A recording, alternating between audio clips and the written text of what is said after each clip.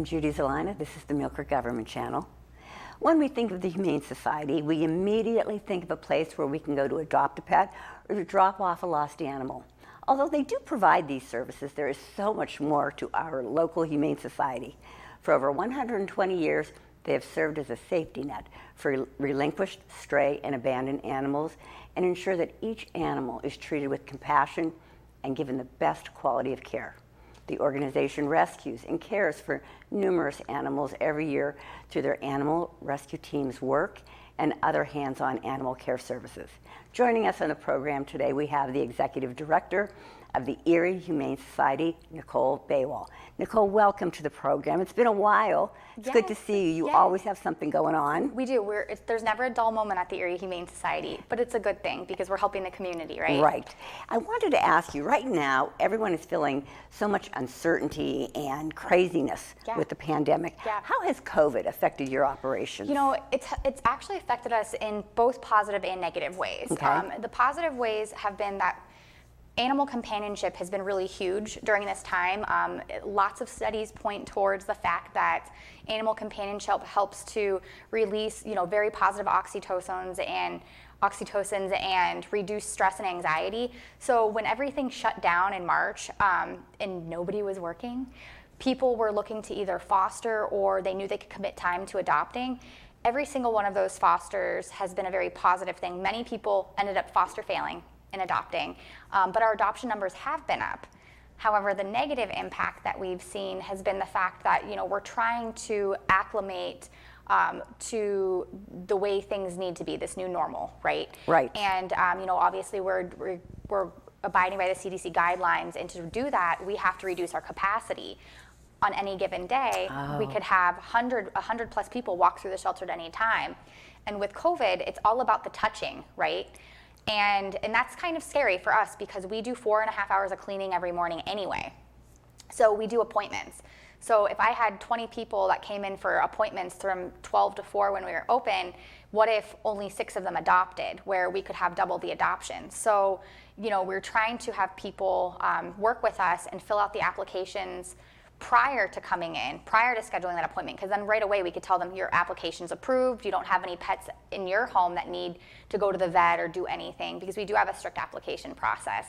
So kind of navigating and adapting to the CDC guidelines and trying to get as many people in as we can during the time we're open has been challenging for us. I think the most challenging part has been the fact that to abide by the governor's mandate, we have fundraisers that have up to 2,000 people that come to them, and we've lost 31% of our operating budget because we have not been able to have the fundraisers in the summer that we do. The summertime is our busiest time of year, and that has been a wrench for us for sure. And you're right, the whole summer, 2020 summer has been canceled. Yes, and I am not a naysayer by any means. It's not just the Erie Humane Society, it's the other 400 nonprofits that do large fundraisers in the summer because we have beautiful summers here in Erie. So we're all really hurting. And I know it's by appointment only. Now you said to have the applications filled out first. Yeah. Are they online? Yes, so you can go to www.eriehumanesociety.org. We have a beautiful website. You can click on adopt. And when you go down the screen, you can see it says cats or dog application. Okay. You can fill it out and you can email it directly to Michelle Homan, who is our adoptions manager. We go through it and say you're just interested in a puppy, but we don't have a puppy at that time. We will call you and we'll let you know we don't have a puppy right now, but as soon as a puppy that comes in that fits what you're looking for, we'll call you. Files, applications stay good. They're on file with us for 6 months. Okay. So we try to encourage them doing that early on, so then we can get people in that are serious about adopting the specific animals that are at the shelter at that time. Have you, how are you working the masks and social distancing when somebody enters the Humane Society? So we have a very different process, and I shared a little bit with you about just some different things that happen. Mm-hmm. When this all first started, we are a fear-free shelter, so we are certified in understanding animal behavior. All of our staff took classes and received certifications in this. So lots of animals, specifically dogs, they read body language. When you're masking, they do not know what they cannot read the language that you are exhibiting. So they can't see if you're smiling, if you're unhappy. And a lot of the animals that we take are stray or relinquished, and they have backgrounds. So they have most of them have fearful attitudes. Maybe some are coming from abuse situations. Okay. Well, when the masking started, all of us at the shelter are wearing them, and we've had some instances where employees have been bit or they've been hurt because the animals were so fearful, and we didn't really realize it at first. So when we're cleaning in the morning and it's just a few of the staff working with the animals, they are not wearing their masks. They are power spraying, cleaning. Now we're separated. Right. But when it's the employee and the animal, we work diligently to help them feel calm. Right. And some animals do okay, but there are a number of them, I'd probably say at least 35% of them are nervous already, and this makes them more nervous. But when we do open for appointments, everyone that comes in the door, we ask that they're wearing their mask. We do not ask if they don't have it on. We assume that there's an exemption for that. We are not going to get into ADA liabilities Right. or things of that nature. But everyone has been extremely respectful. What we do is when they're visiting and they're doing an intro with that animal, we will have them go into the room. If we know that animal is a little bit more nervous and doesn't do well with the masking, we'll bring that animal in, and then we will leave the room and watch them from our viewing window, and we ask them to take their mask off to view. Okay. It has been a very positive experience. We've not had any issues with it. People are very thankful and understanding to us because we always say, are you going to be wearing your mask in your home when you're sleeping at night? And they're like, no, that's a really good point. We want them to get to know us, how it's going to be in our home environment. And I never thought about how scary or nervous an animal would be with someone with a mask on. It's more dogs, I would say, than cats, but I have seen our fair share of nervous Nelly cats, and it's been an experience for all of us to learn. I think more in the shelter and veterinary industry where we're trying to adapt to human behaviors right now, but we're also trying to adapt to animal behaviors. So it's definitely been a challenging time, but I think our team has navigated it very well.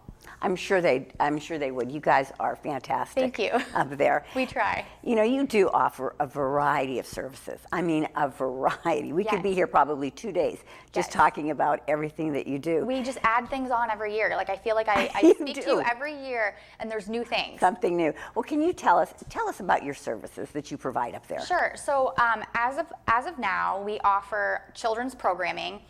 That's been reduced a little bit with COVID. Come Christmas, we'll have a couple Christmas programs that are going to come out based on capacity for the CDC.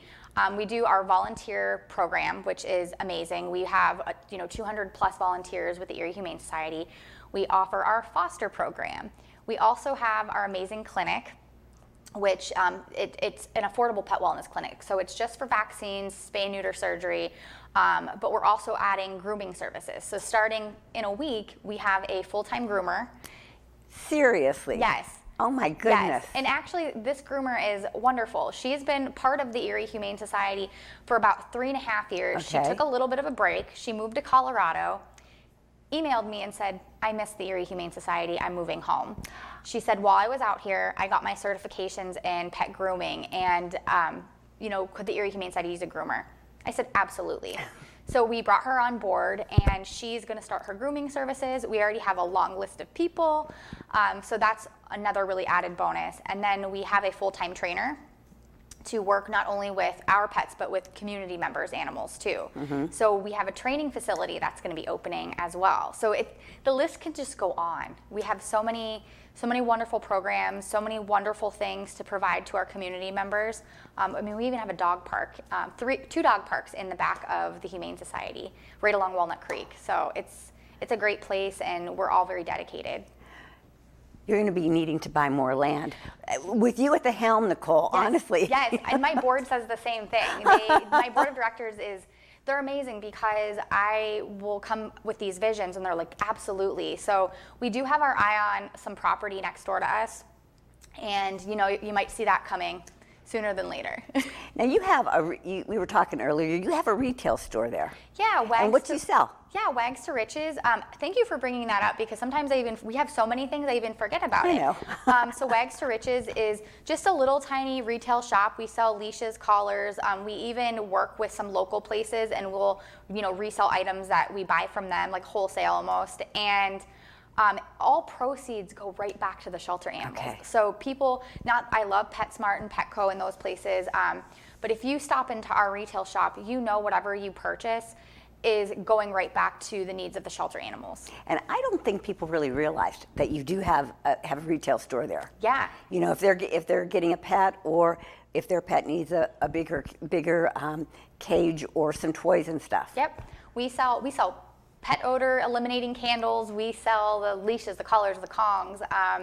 We sell little like toys and beds and things of that nature. We even sell a volunteer makes little bandanas, and she makes them for all the seasons. So we always have seasonal bandanas for your dogs. So we have almost everything that you could be looking for, minus maybe some like more high-end items. Okay. But basic needs. And when you're adopting, if you're like, oh my gosh, I need this, pop right into our shop.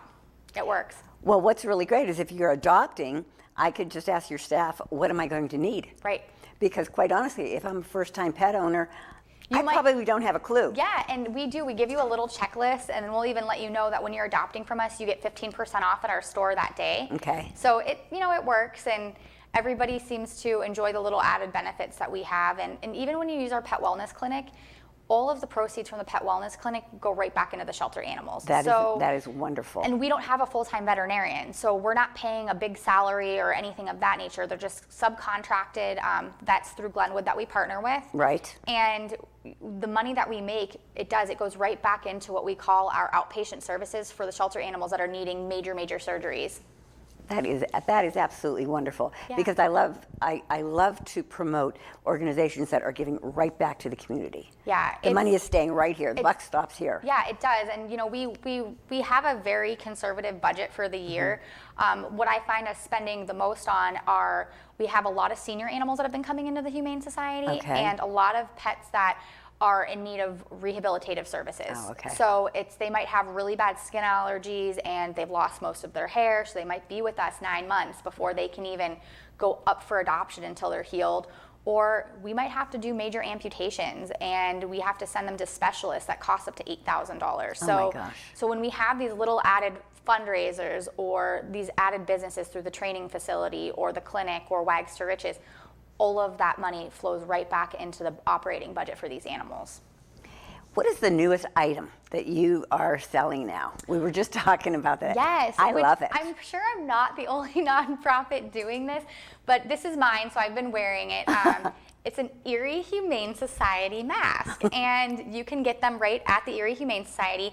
We had 150 that went up last week, and they were gone in less than 24 hours.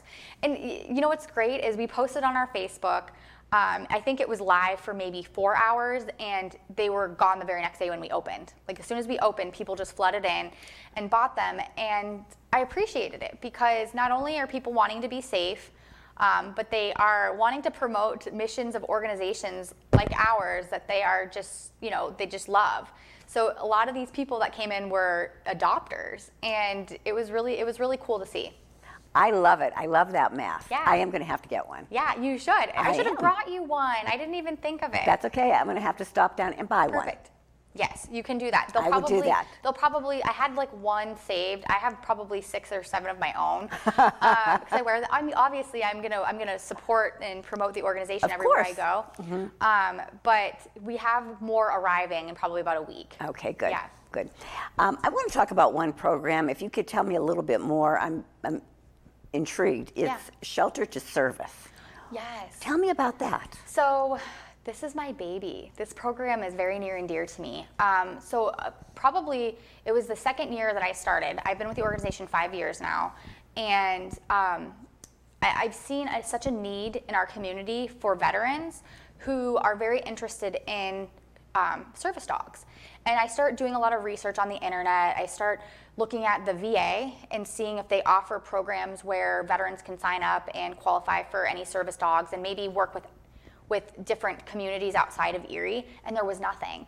And my ex-husband, he spent 9 years in the Army, and you deal with a lot of people in the Army that you meet, and they have PTSD or they have just different things, different mental health issues that you could see that they could benefit from animal companionship. So I created this program called Shelter to Service, pitched it to my board. They absolutely loved it. And we hired our first full-time trainer. And Sean's no longer with us because he moved to Pittsburgh. Okay. And he helped train, he's a certified trainer. He trained our first service dog, Scout. And the parameters of the program is it's completely local. So the only people that can qualify are veterans that live locally here in Erie. So this dog is going to be living in Erie, living with a local veteran who is receiving services from, the VA here. You do have to have your DD-214 present, and there are other underlying documents that the panel reviews with the veteran. But Scout had officially graduated from the program and was awarded to his veteran at our Rock and Rescue charity concert. And our second dog was officially trained and was supposed to be awarded at our August concert this year, but there are other things happening. Yes. So we did a mini ceremony, but Sheldon, aka his name is Chesty now, he will formally be awarded next summer at our concert with a second dog. So every year we train one dog. The program's a 2-year program, and the second year of the program is us working with the veteran twice a week on training the dog to meet the needs of the veteran. So Scout meets different needs for his veteran than Chesty does. So Chesty does a lot of retrieving. His veteran has some lumbar issues from jumping out of planes or helicopters when he was in the military. So he does all of the retrieving, where Scout serves the purpose of a little bit more of an emotional support when there's any kind of anxiety or panic attack that might ensue. Nicole, that is amazing. I absolutely love this program. Yeah, I really do. And we tweak it, again, because we just did our second dog. So we tweak it, and we see what works from what didn't work with the first one and what's worked with the second one. And I think as more time goes on, we're going to serve a very, very important population, and that's our veteran population. Wonderful. Yeah. Wonderful. Now, you've got something new in the works. You have got a new training facility. Yes. I mean, can you tell us what is going to be involved in this? Yes. So it's going to be amazing. I know that. It is. It absolutely is. And we have a tiny ribbon cutting ceremony that will be live on Facebook October 22nd. So we purchased the property directly west of the Erie Humane Society. It was an old house, and we had that renovated into a clinic. Right. Well, next to it is a large garage, and we didn't have any purpose for it because we don't really park in the garage, and we just didn't know what we wanted to do with it. But it was very well built, and I said, this is large enough to make it into a formal dog training facility. So we partnered with Lord Corp, and forgive me because I forget the new name of Lord Corp. We partnered with Lord Corp as well as a number of volunteers in the community, and our property manager. He has insulated the building. We've put up a fence. We're in the final stages where all the drywall's going up. It's heated. It's ready to go. So at the end of October, we will be open. We will be doing all of our dog training classes in there, our private sessions, and our trainer, Nikki McGahey, is amazing. So people need to check it out. And our pricing is so reasonable. Most pricing is $125 to $175, and you can get a 6-week session for $100. And again, all the proceeds benefit our shelter animals. You have so much going on. My head's spinning right now. Like I said, I know. And we're getting at the end of the program, and it's like, I'm serious, Nicole. I could sit here and talk for 2 hours with you. I know. I give you a lot of info. With COVID going on, do you have any events planned, and how are you going to make them work? Sure. So we did have to eliminate a lot of them, but Yes. as we kind of navigate this, we are doing what we can to ensure that we're staying within the guidelines, but also doing things for our community members. So we are going to offer our Whisker Wonderland photos the first Sunday in December, but you have to call and schedule an appointment because we're trying to ensure that we are meeting those guidelines with the occupancy. Okay. All right. So you are going to continue. You're going to make that work. It's happening. It's scheduled. If people are interested in getting those photos, call the Erie Humane Society. Get on our schedule for the day, and you won't want to miss it. It's going to be a good day.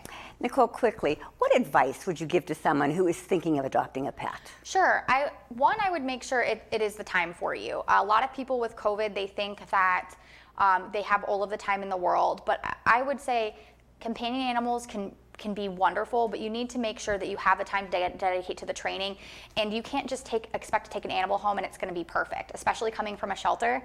They might be on their second chapter at life. Right. So know that, come in, visit with them. You might not find the right one that day, but the Erie Humane Society, we're here to help you eventually find the right one, and they can even start out by fostering if they're unsure. Okay.